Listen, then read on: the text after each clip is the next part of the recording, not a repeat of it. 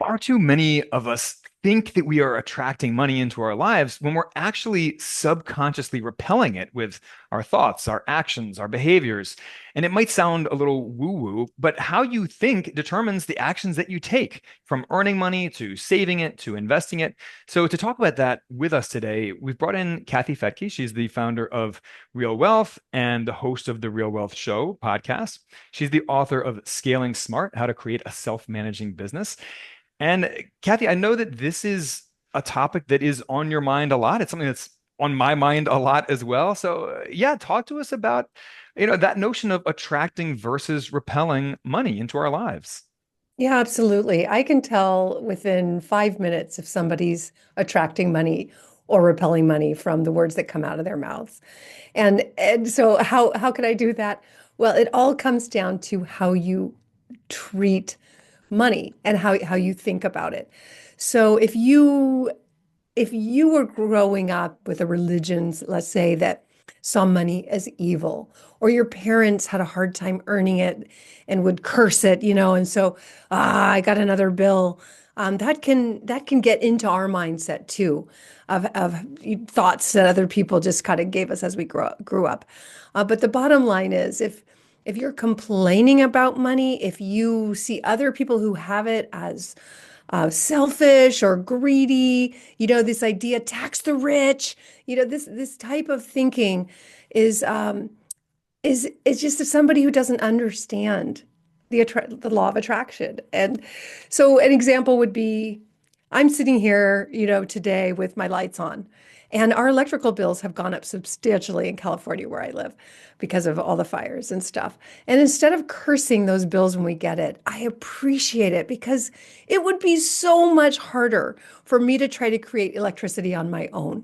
So Little even hand though the crank bill has, generator. yeah, how am I supposed to do that? I'm grateful that I can flick a switch and I have lights. I can just turn a faucet and I have water. How amazing is that? And so when we're grateful, it makes it so much easier to write those bills when you think about the process that it took to get you these things that you need. And all you have to do is write a check. It's just energy. It's just energy. And if we see money as a bad thing, then we're going to repel it. If we see it as a great thing, a useful thing, a way to do good things in the world, to give to charities, well, then money wants to come to you. One of the things I'll say that may be a little wacky is, think of money for a minute, and then, like, give it a personality.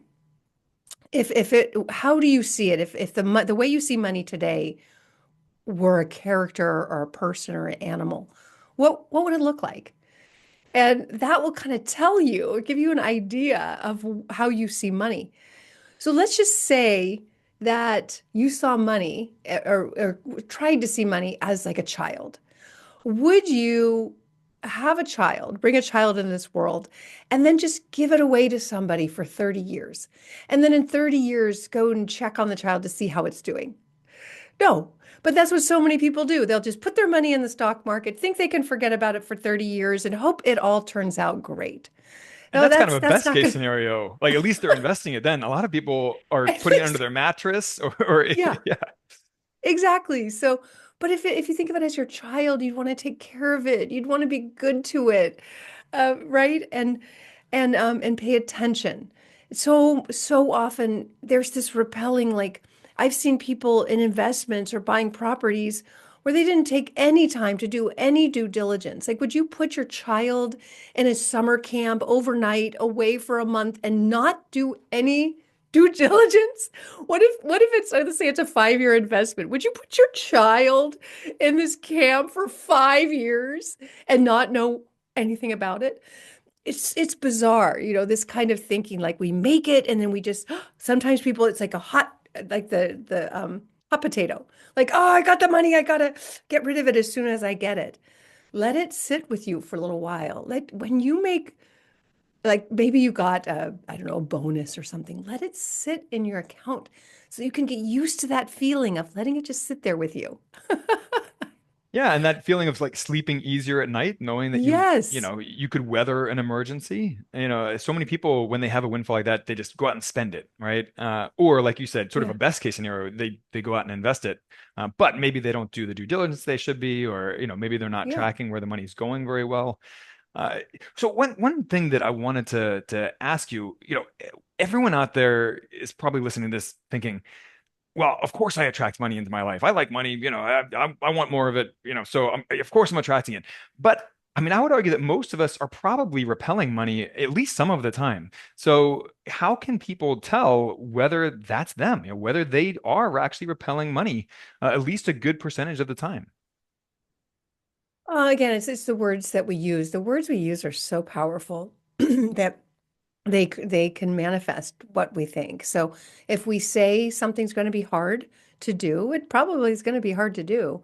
If we can shift the mindset into something easier to do, then all of a sudden we find our brains are magnificent. So if we say it's going to be easy for me to do this. I'm going to love the work that I do. My work is going to make a huge impact in the world, and money is going to come to me as a result of that, of the changes that I'm making. That's so much more powerful than, oh, it's Monday. I got to go to work. And all the things that people say about work. Work, even the word work sounds bad, right? It sounds hard. So how can we change the words we use to uplift it more and thus again attract more money? But coming back to your question of how do you know, do some journaling, just write it down. Like imagine, this is a great exercise. Just take a moment. You don't have to meditate if you don't like meditating, but just take a moment and imagine yourself wealthy beyond your wildest dreams. Just all the things. What are the things you have? Where do you live? What do you own? Who are you giving to? Who are you spending time with? What's your day like? Just imagine that. Take some time and then write it all down. And when we're excited about that vision, that probably tells us that we're not repelling it, we're attracting. But if there's like part of us going, "Ooh, I don't know about that," that's a voice we need to pay attention to. What was scaring us about that vision? When I first did it, it was like, "Ooh, I'm going to be a target. If I had that much money, people would want to kidnap my children, or they would want to take. They'd only be friends with me to come to my fabulous parties, or like." All these negative thoughts came up when I envisioned me as super wealthy. So of course I'm never going to be super wealthy if it's a bad feeling for me. So I had to overcome that and say, well, what if I was that wealthy, but I had enough asset protection that I was protected? So great. I just need to learn more about asset protection. Oh, I'm afraid that people will only like me because I have money. Well, how can I resolve that? Oh, I could be friends with people who don't know I have money or who also have money, so it doesn't matter, or who loved me before I had money, like whatever. Just so, these things that come up are really helpful in letting us know our unconscious thoughts. That is a great exercise, and I hope everyone is pausing this episode right this moment and doing that episode or that exercise because it's super valuable. And Kathy, there's it's so important that we reframe how we think about these things in our lives, like money, how we talk about them, and the words we use matter. One of the examples that I like is people love to say, marriage is really hard, or being in business is really hard. Uh, and that sure, that can be technically true, but that's not necessarily the way that you want to frame it. You could reframe that to, yes, being married or having a business, it takes some input, right? It requires Yes. something of you have to put something into it, but it's also a lot of fun and it's Yep. rewarding in many ways. So, you can sit there and think, oh, it's so hard, it's so heavy, uh, it's so much work. Or you can reframe that and think about it another way. And that is equally, if not more, true than the other framing, but it's much more useful. So yeah, I love that.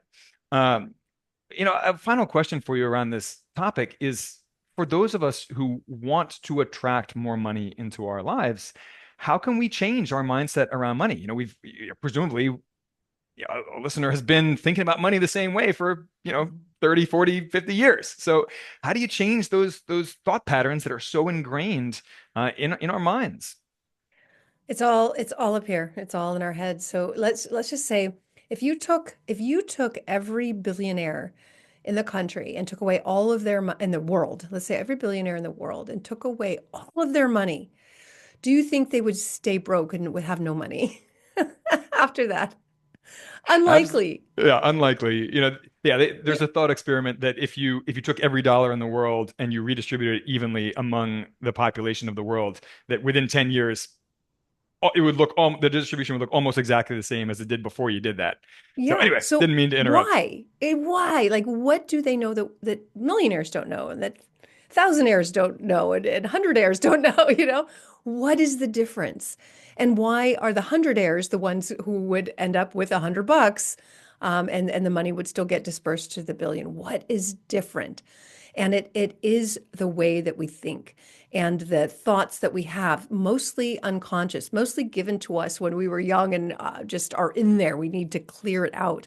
And if we don't know they're there, then we got to do exercises to find out what those thoughts are. So like I said, that visioning one is a super powerful way to figure out what those limiting beliefs are.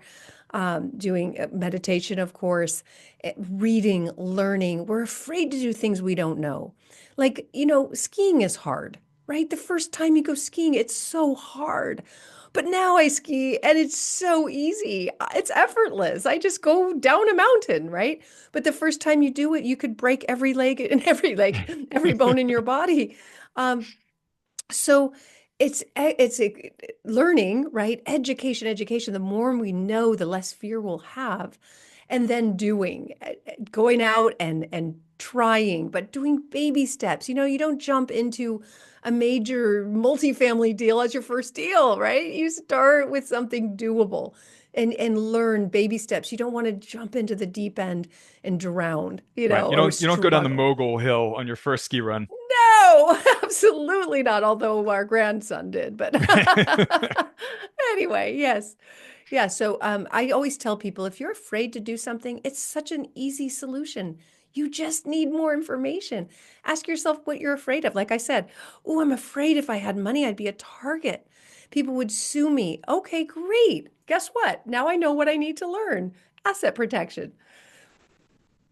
Yeah, no, it makes perfect sense. And I think most of us have a lot of work to do in this regard, and we don't even know it. So, that's really the first step to building more money in the real world is changing the way we think about money in our heads. And then that translates into the words that we speak about money, and that translates into the actions that we take around money, the way we save, the way we invest. So I love all of that. Cathy, in 30 seconds or less, how do you help people and how can people connect with you if they want to take you up on that help?